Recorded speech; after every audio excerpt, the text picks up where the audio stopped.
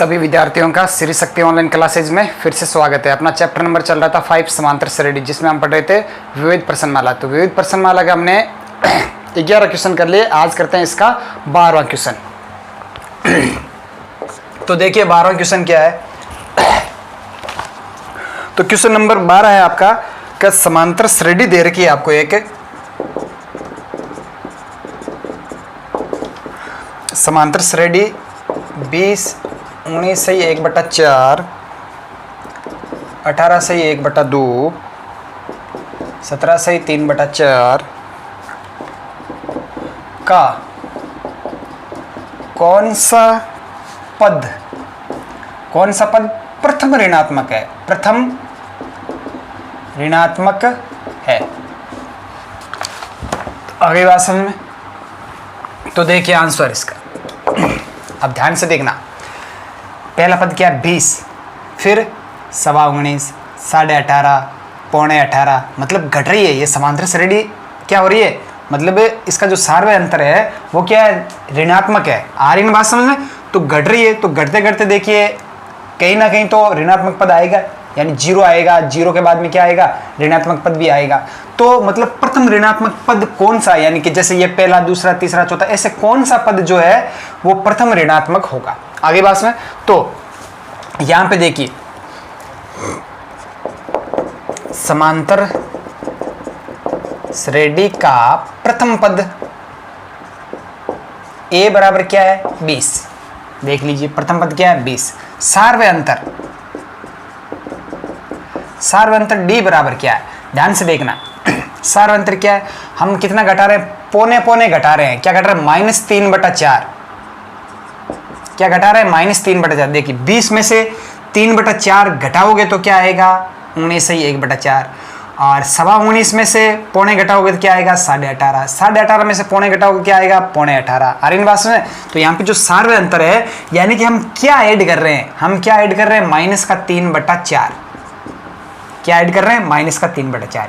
यानी 20 में ऐड करोगे -3/4 तो 19.25 आएगा। इसमें -3/4 ऐड करोगे तो 18.5 आएगा। आगे बात सुनिए। अब देखिए, अब जो समांतर श्रेणी का nवां पद होता है उसका सूत्र आपको पता ही है। समांतर श्रेणी का nवां पद an क्या होता है, a + n-1d। आगे बात समझ। तो nवां पद यहां से देखिए a की वैल्यू क्या है 20 प्लस n-1 d की वैल्यू क्या है -3/4। तो यहां से nवां पद क्या आ जाएगा 20। हाँ ये देखिए माइनस यहां पे बाहर आ जाएगा तो माइनस। अब देखिए n का इससे गुणा करवाएंगे तो क्या आएगा 3n/4। आगे बात समझ। और माइनस क्या आ जाएगा 3/4। तो यहां से nवां पद क्या आ रहा है देखिए 20 और माइनस माइनस क्या हो जाएगा प्लस का 3/4 और ये क्या आएगा माइनस का 3n/4। तो ऐड कर लीजिए तो कितना हो जाएगा, an बराबर 20 × 80 3 83/4 माइनस 3n/4। ये क्या आ रहा है nवां पद। आगे बात समझे। अब यहाँ पे आप 1 रख के देख लीजिए तो आपके पास में a1 पहला पद आ जाएगा। 2 रख के देखोगे तो आपके पास में दूसरा पद ये आ जाएगा। 3 रखोगे तो ये आ जाएगा। अब देखिए ये कह रहा है कि इस श्रेणी का प्रथम ऋणात्मक पद कौन सा होगा।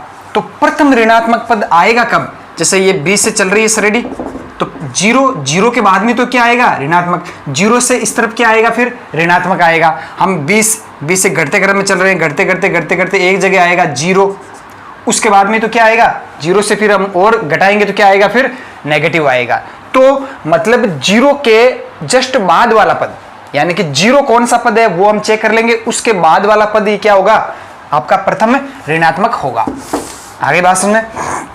तो देखिए यानी कि हम अगर यहाँ पे ये मान के चलें कि nवां पद 0, अब वहां से अगर हम nवां पद an बराबर 0 रखेंगे तो n का मान आ जाएगा कि कौन सा पद 0 है। उससे ठीक आगे वाला पद ही क्या होगा, प्रथम ऋणात्मक पद होगा। देखिए प्रथम ऋणात्मक पद an बराबर 0 रखने पर 0 के बाद वाला पद क्या होगा? प्रथम ऋणात्मक पद होगा। यानी कि प्रथम ऋणात्मक पद ज्ञात करने के लिए हम क्या करेंगे कि nवां पद हम रखेंगे शून्य। आगे बात में उससे हमारे पास में पता चलेगा कि कौन सा पद शून्य है, उस शून्य के बाद वाला पद ही क्या होगा? प्रथम ऋणात्मक पद होगा। देयर इंप्लाइज यहां से an बराबर क्या रखोगे? शून्य।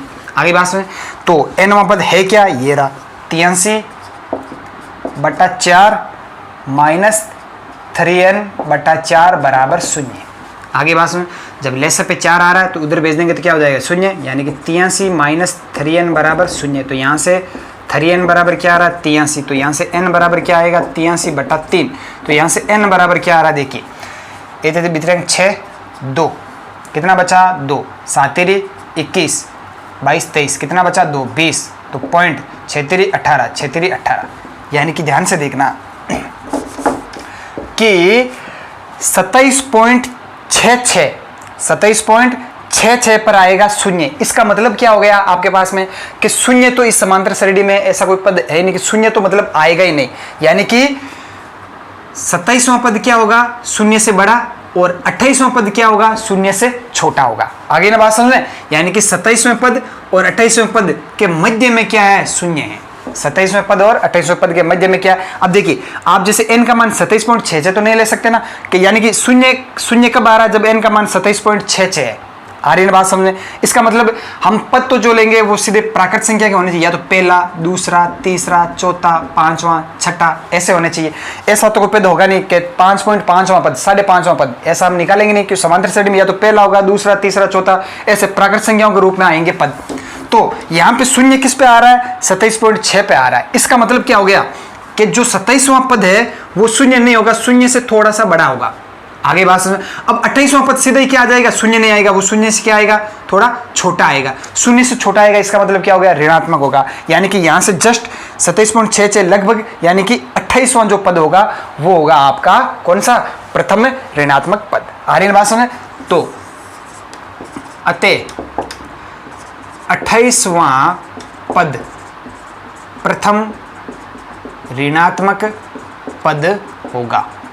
क्या होगा? प्रथम ऋणात्मक पद। अब ध्यान से देख लीजिए आप, 27वां पद आएगा क्या वो देख लीजिए।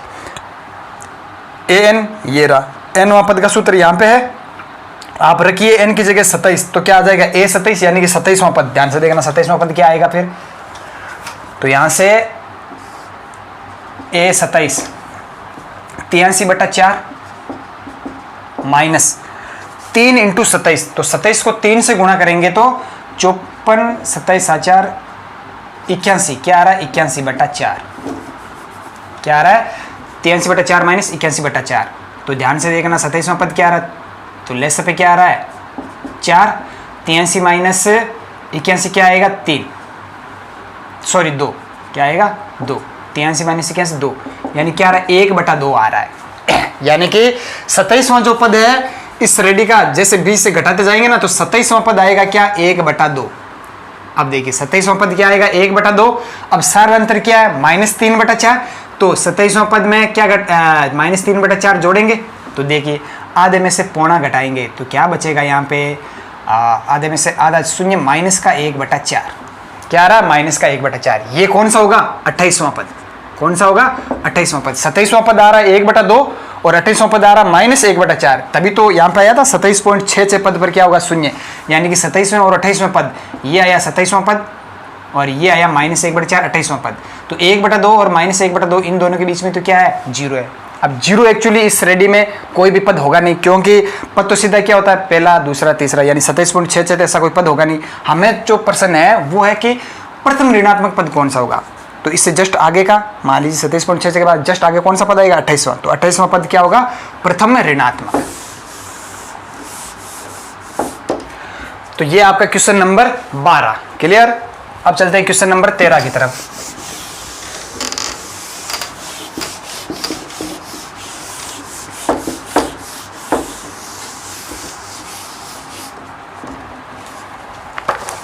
क्वेश्चन नंबर 13 देखिए, 4 संख्याएं समांतर श्रेणी में, 4 संख्याएं समांतर श्रेणी में है और क्या दे रखा है? यदि उनका योग 20 तथा उनके वर्गों का योग 120 हो तो संख्याएं ज्ञात कीजिए। 4 संख्याएं समांतर श्रेणी में है यदि उनका योग दे रखा 20 तथा उनके वर्गों का योग 120 हो तो संख्याएं ज्ञात कीजिए। आगे बात, अब देखिए आपको चयन कैसे करना है संख्याओं का। अगर देखिए सम और विषम हो तो कैसे, मिनिमम 3 से स्टार्ट करते हैं। अगर 3 संख्याओं का चयन करना है तो आपको कैसे करना है, a minus D A plus D. आगे बात सुन, ये है अगर 3 संख्याओं का चयन करना है तो a minus D A plus D. अब देख लीजिए तीनों क्या है, समांतर श्रेणी में। 4 संख्याओं का चयन करना है तो कैसे करना है, a minus D A plus D और इधर a minus 3d a plus 3d। ये हो गया 4 संख्याओं का चयन। आगे बात समझ, 4 संख्याओं का चयन हो गया। अब अगर आपको 5 संख्याओं का चयन करना है तो फिर वापस यही विषम वाला फॉर्मूला अप्लाई करना है, a प्लस डी, इधर a माइनस डी, इधर फिर क्या हो जाएगा a माइनस 2d, इधर क्या हो जाएगा a प्लस 2d। तो ये हो गई 1 2 3 4 5 संख्याओं का चयन। फिर 6 संख्याओं को चयन करना है तो वापस सम वाला फॉर्मूला ये वाला अप्लाई कर लीजिए। क्या हो जाएगा a minus D A plus D, इधर आगे और ऐड करते जाइए a प्लस 5d, इधर a माइनस 5d। ये हो गया 6 संख्याओं का चयन। आगे ना बात समझे, तो इस प्रकार आपको संख्याओं का चयन करना है। तो आंसर तो मान लेते हैं, माना 4 संख्याएं, 4 जो कि समांतर श्रेणी है, समांतर श्रेणी में संख्याएं निम्न है। कौन कौन सी मान लेंगे, a minus 3d a minus D A plus D A plus 3d। आगे बात समझ, ये हमने 4 संख्याएं मान ली और यहाँ पे देख लीजिए क्या है, समांतर श्रेणी में, जहाँ सार्वय अंतर क्या है 2d, क्या है 2d, सार्वय अंतर क्या है 2d। देखिए a माइनस 3d में 2d ऐड करेंगे तो आएगा a minus D, a minus D में 2d ऐड करेंगे तो आएगा a plus D, a plus D में 2d ऐड करेंगे तो क्या आएगा a प्लस 3d। ये हमने 4 संख्याएं मान ली। अब प्रश्न क्या कह रहा है वो देख लीजिए। प्रश्नानुसार दे रखा है कि उनका योग 20 है, यानी कि a minus 3d plus a minus D plus a plus D plus a plus 3d। ये कितना दे रखा है 20 दिया हुआ है प्रश्न के अंदर। तो यहाँ सब देखिए 3d माइनस का 3d प्लस का ये तो कैंसिल हो गया, d ये d कैंसिल हो गया, तो a कितना हो गया 4a बराबर 20। तो यहाँ से a बराबर क्या आ रहा है 20/4 यानी कि 5। देन प्लीज a बराबर क्या आ गया 5। तो यहाँ से a का मान तो आ गया। अब और भी दे रखा है आपको, उनके वर्गों का योग 120 है तथा इनके वर्गों का योग यानी कि a माइनस 3d का square plus a minus d का square plus a plus d का square plus a plus 3d का स्क्वायर कितना दे रखा है 120। वर्गों का योग क्या दे रखा है 120। तो यहाँ से अभी स्क्वायर कर लीजिए तो ये क्या हो जाएगा, तो यहाँ से देख लीजिए a स्क्वायर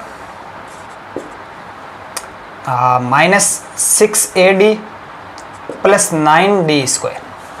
आगे बात समझ में, या फिर ऐसा कीजिए यहाँ पे पहले आप a का मान रख लीजिए और फिर ऐसा कर लेंगे।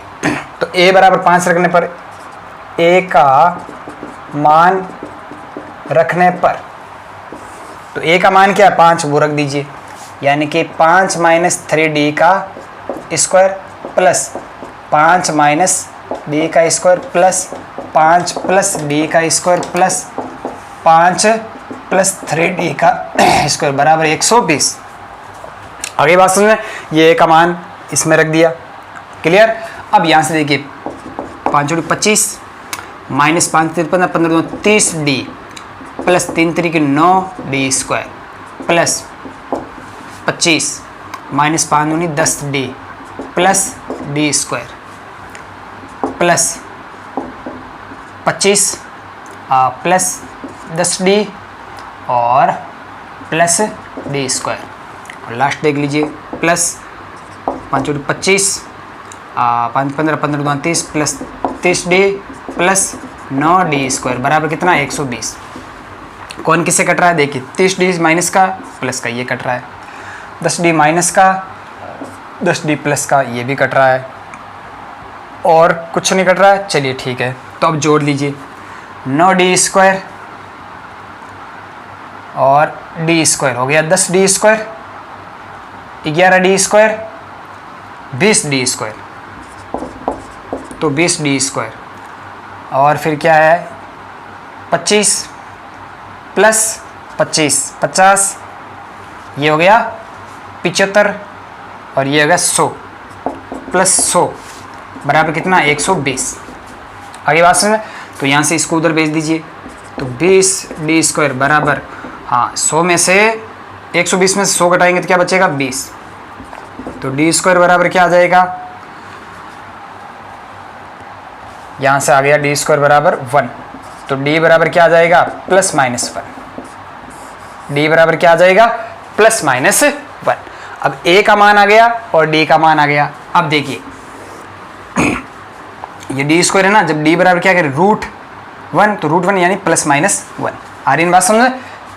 अब यहाँ पे देखना, अब हमने संख्या कौन सी मानी, अब देखिए d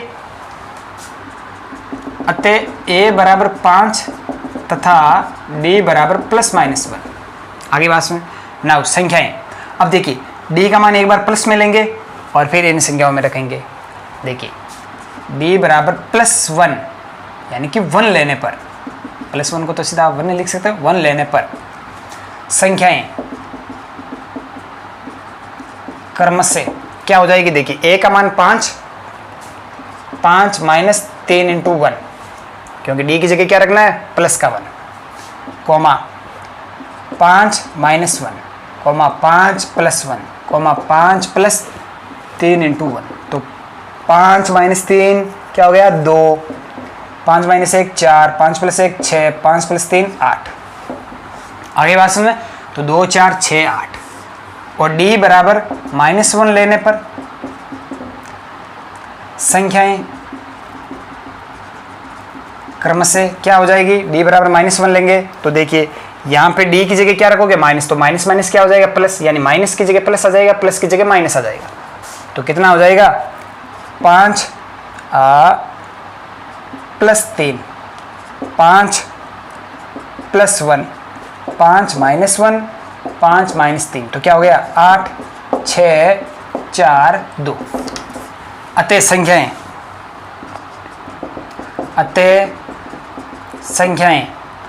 2 4 6 8 या तथा कोई से भी, मतलब समांतर श्रेणी में कह रहे हैं ना कि 4 संख्याएं समांतर श्रेणी में, तो कौन कौन से हो सकते हैं 2 4 6 8 या 8 6 4 2 है। अब जो भी कंडीशन दे रखी है आप रख के देख लीजिए, अप्लाई हो रही है। 8 6 14 4 18 2 20, योग क्या आ रहा है 20, वर्गों का योग करके देख लीजिए क्या आएगा 120 आएगा। इस कंडीशन में भी देख लीजिए, योग करके देख लीजिए 20 और वर्गों का योग करके देख लीजिए क्या आएगा आपके 120 ही आएगा। तो ये आपका क्वेश्चन नंबर 13। चलिए तो नेक्स्ट क्वेश्चन करते हैं।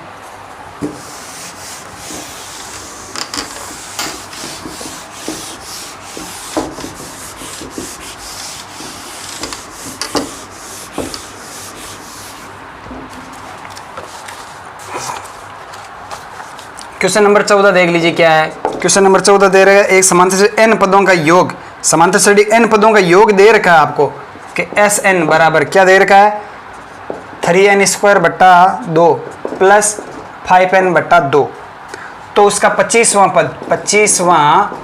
पद आपको ज्ञात करना है। तो देखिए मैंने आपको एक सूत्र लगाया था, सूत्र बताया था आपको कि nवां पद an किसके बराबर होता है कि n पदों के योगफल में से n-1 पदों का योगफल घटा दो तो आपके पास में क्या आ जाएगा nवां पद आ जाएगा। आगे न बात, अब सूत्र में दे रखा कि nवां पद है, ये आपको क्या ज्ञात करना है 25वां पद। अतः 25वां पद यानी क्या a25, तो ये 25वां पद किसके बराबर होगा 25 पदों के योगफल में से क्या घटा लो 24 पदों का योगफल, n की जगह क्या रख देना 25, तो यहाँ पे n-1 यानी 25 - 1 24, तो 25 पदों के योगफल में से क्या घटा लो 24 पदों का योगफल। अब आपको यहाँ पे सूत्र दे रखा कि n पदों का योगफल ये है, यानी आप 1 2 3 4 रखे कोई भी n बराबर 10 रखोगे तो क्या आ जाएगा 10 पदों का योगफल। n बराबर 20 रखोगे तो क्या आ जाएगा 20 पदों का योगफल। तो इसी प्रकार आपको क्या निकालना है S25 और S24। S25 n की जगह 25 रखोगे तो क्या आएगा 25 पदों का योगफल। n बराबर 24 रखोगे तो क्या आएगा 24 पदों का योगफल। अब देखिए नाउ S25 बराबर यानी कि 25 पदों का योगफल, तो यहां पे रख दोगे S n की जगह 25, तो क्या हो जाएगा 3 इंटू 25 का स्क्वायर बट्टा 2 प्लस 5 इंटू 25 बट्टा 2। तो देख लीजिए कितना आ रहा है।